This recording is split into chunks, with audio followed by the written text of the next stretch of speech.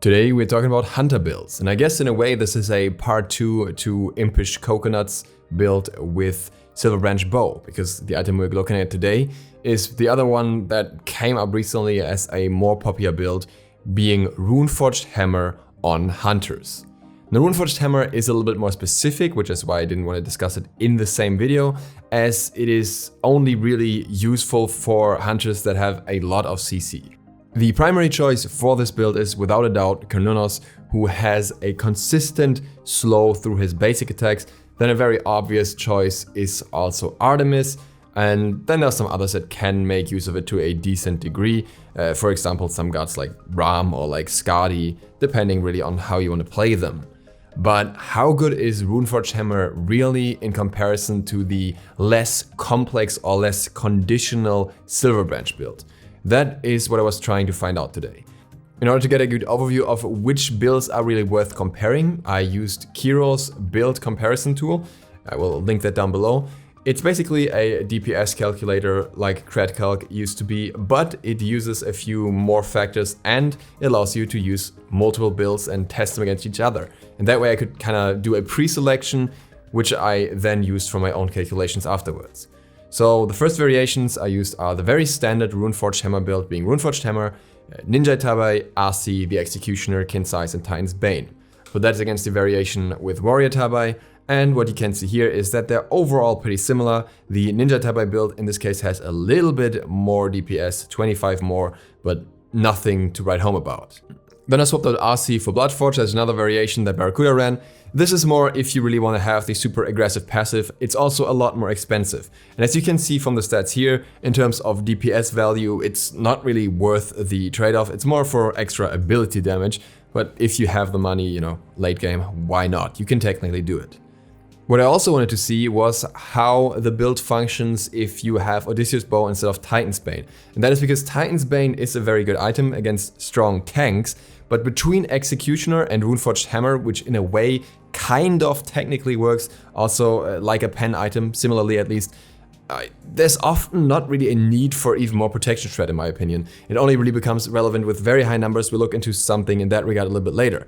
But I wanted to see how the DPS is if you go for a more DPS focused build, being Odysseus Bow. In this case you can see that the Bloodforge build gets quite a bit of a DPS increase over the RC build. We have a 37 DPS difference here, and we also have more DPS from Odysseus Bow overall, of course, because of the higher power.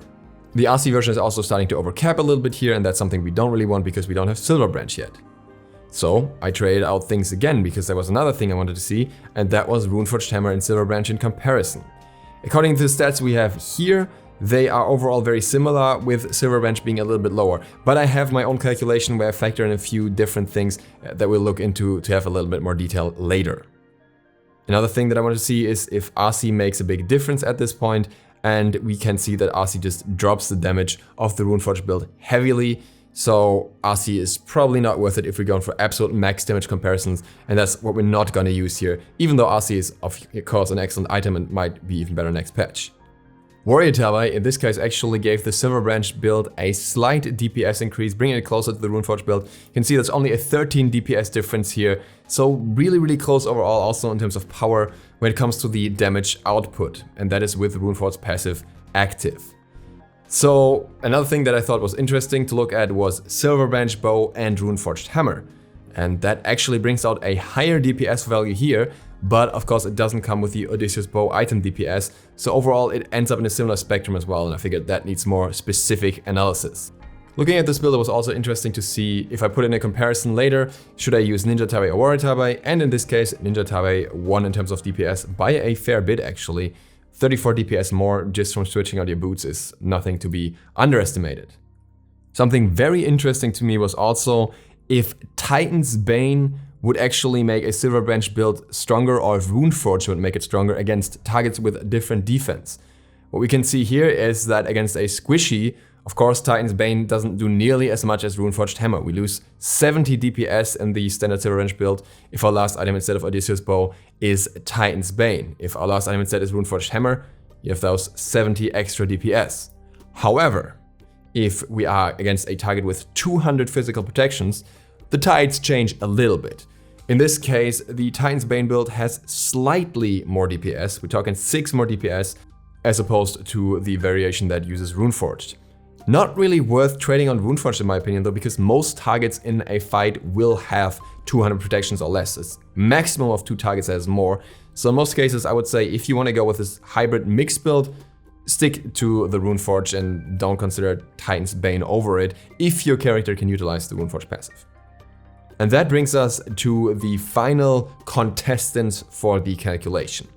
I put in 4 different builds just to see how they compare in different regards. There's one thing I did not factor in the calculations, and I will speak about why that's still important at the end. And that is the first hits with less executioner stacks. I just calculate the DPS from the moment you already have 3 stacks, as all of these builds use executioner, but there will be some specifics that are important in that regard. Let's look at the damage that we have here so far in the builds first. The Silverbranch builds are 2 variations. Silverbranch Bow, Bloodforge, Executioner, Concise, and Odysseus Bow, and then either Ninja Tabi or Warrior Tabi. Of course not in that order, but those are the items that are switched out. Then we have the Silverbranch Bow variation that uses Runeforged Hammer that I was talking about before. Again, we saw that the Ninja Tabi version has more DPS here, so we're using only that one, and the last item instead of Odysseus Bow is Runeforged. And then we're using the normal Runeforged build to see how good Runeforged on its own really is. And in this case, we're using Ninja Tabi, Bloodforged, Executioner, Concise, and Odysseus Bow. I'm using Odysseus Bow here, not Titan's Bane, as again, I think that is usually more DPS, and it's more comparable to the other builds anyways. So, what we can see here is that all builds have similar power, somewhere around 200 something. In the case of the Runeforged and Silverbranch build, we actually see 250 power, that's a bit above the rest. All of these builds have 10 penetration, with the exception of the standard Runeforged build, because that doesn't use Silverbranch and therefore has no penetration. The attack speed for the first build is actually 2.63, but that doesn't really matter because we're only using 2.5 for any calculation. Everything else is already translated into the power above, so we don't need to think about that anymore, because it's just power for Silverbranch and not actual attack speed. The other builds have a little bit less, somewhere between 2.23 and the 2.5 that I spoke about. Then we have the DPS for Concise. This is against a 2000 health target simply because that's the easiest to calculate. The protections will come in later, that's 76, so more of a squishy target here. And there we can see that the DPS are roughly around 150. The differences here are because the attack speed is not the same in every build and because those with Runeforged get a little bit of amplification of 15% towards the Kin's damage. The same is true for Odysseus Bow as well, so we have the DPS here. In the third build we don't have Odysseus Bow, so no extra damage here. Then we have the basic attack DPS, which you can see are a fair bit higher for the Runeforged builds due to the amplification. Then we have the basic attack damage, that value is just for further calculations. And then we have the total DPS. The total DPS values are actually interesting here. You can see that the Silverbranch builds have around 1000, and then the last Runeforged build stands out with 1100. But this is before protections. And this build doesn't have something the others have, and that is 10 flat penetration. If we factor that in against the 76 flat protection, then you will see that the values are actually very similar after execution and after the flat pen. Somewhere around 721 to 746 DPS. Very, very close in damage output.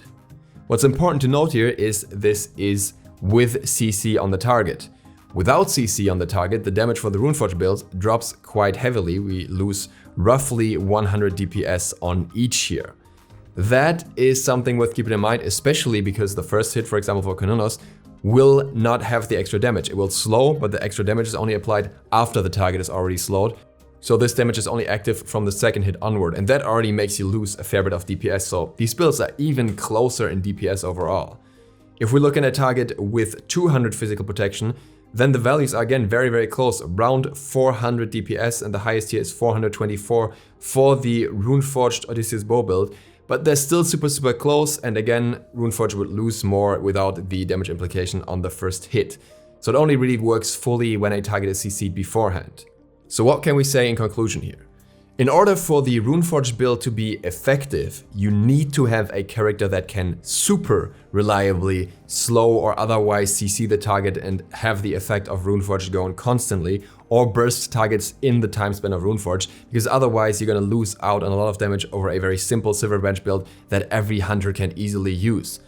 That is a circumstance that is not really fulfilled in most situations, and this also, for example, means that your Odysseus bow procs will not have the extra amplification on everyone and all that kind of stuff, which makes it a lot more complicated than it looks here. Additionally, the numbers don't tell you everything.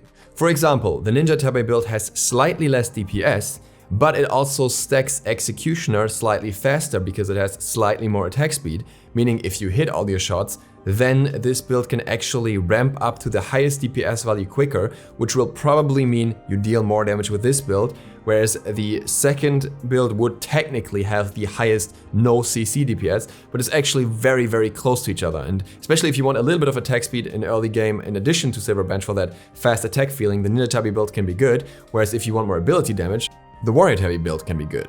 The third build, the hybrid Silverbranch Runeforged build, has the highest ability damage under any circumstance. On one hand, it gets even more with the Runeforged effects, but it also has the highest power and the highest possible pen that you can reach with any of these builds. So this one will be the best one if you're really looking for ability burst. And the last build has technically the highest single target DPS and the highest AoE DPS, but again, that only counts if the target is under some sort of CC that activates Runeforged effects. So overall, I would say those builds are very similar in damage output, but the Runeforged build really requires you to have super hard CC going all the time, and otherwise it's not really that worth it in terms of DPS for most characters. On the other hand, you also get 200 extra health, so if you put a lot of value on this extra health, then the Runeforged build is something that you consider a little bit more as well. Really depends on your playstyle and what you put more value on. I hope this gave you a good overview for the comparison here and gives you a more informed choice basically when it comes to these different item builds. If you're new to the channel, please hit the sub button and maybe the bell, it really helps me out. Also, again, a shout out to ImpishCoconut for doing the Silverbranch build in the first place and showing us this. And also, if you're interested, I recently was part of a Battleground of the Gods podcast. Link will be down below. If you want to hear me talk for much, much longer, you can check that out as well. I will upload it here in a few days too. So, see you for the next one, hopefully tomorrow. DukeSloth, out.